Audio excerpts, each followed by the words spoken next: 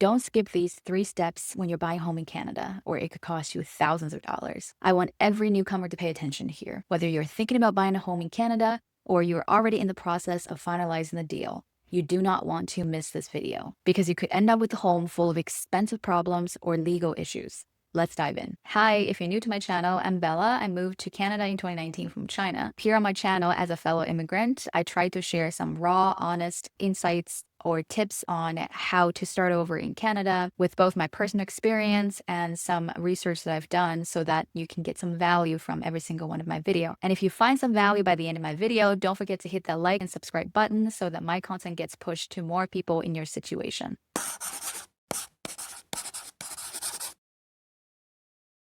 To save a few $100, some immigrants might skip the home inspection, especially in rural areas or for older homes, or others will remove the inspection condition just to get a discount in the price from the sellers. Now, this deal might quickly turn into a nightmare: a leaky roof, bad wiring, or a failing well system. Home inspections often catch issues that aren't obvious at first glance, and once the deal is closed, any problems are your responsibility, no matter how expensive they are, which is why having a proper home inspection is not optional. So what you should do is always hire a licensed home inspector, even for new homes, because they'll give you a full report on the key areas like the roof, septic or well system, heating, insulation, and even internet access. And always make sure to ask the seller for proof of recent repairs or service records, like receipts for new roof, or if their water system is recently upgraded, or furnace maintenance. These documents can help confirm the home is in good shape.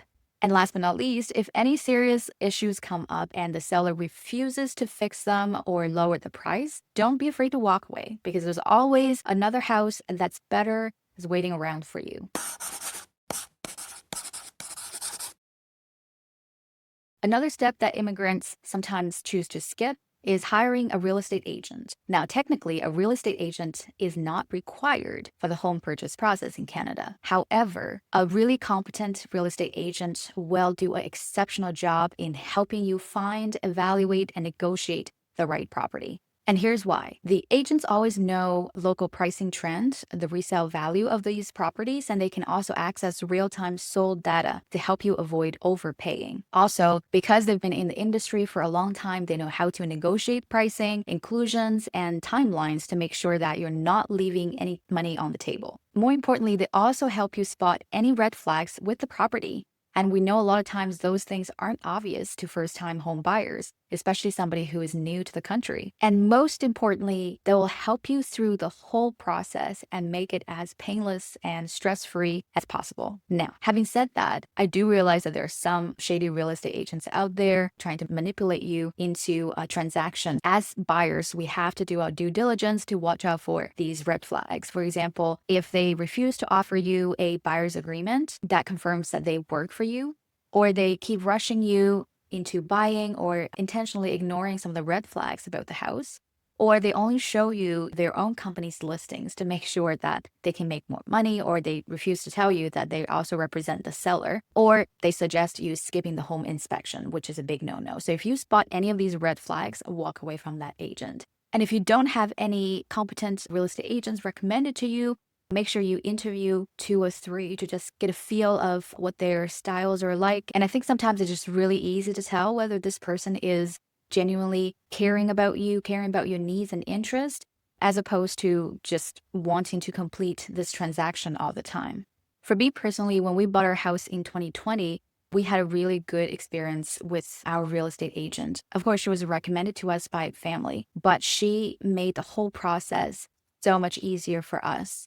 She went out of her way to understand what we're looking for, our budget, to help us find the right property. And she never pushed us to buy. Actually, she did the exact opposite. We're always so eager to put out an offer, but she always tried to calm us down the best she could and tell us that there are these problems with this property, or the pricing is a little bit high. We do need to think twice about it.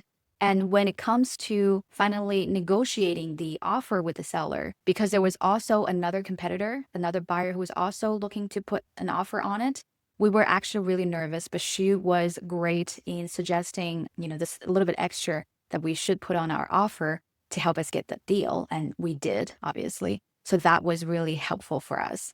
And along the way, she had some really valuable contacts. For example, we booked our home inspections through one of the certified inspectors that she always worked with.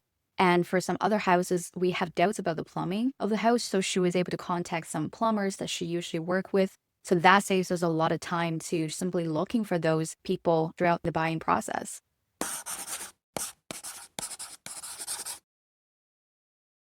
Real estate lawyer. So a lot of immigrants confuse real estate agents with real estate lawyers. So here's how you can look at it. Real estate agents, not necessary. Technically, you could DIY your purchasing process, but in most provinces, it is legally required for buyers to hire a real estate lawyer to complete the transaction.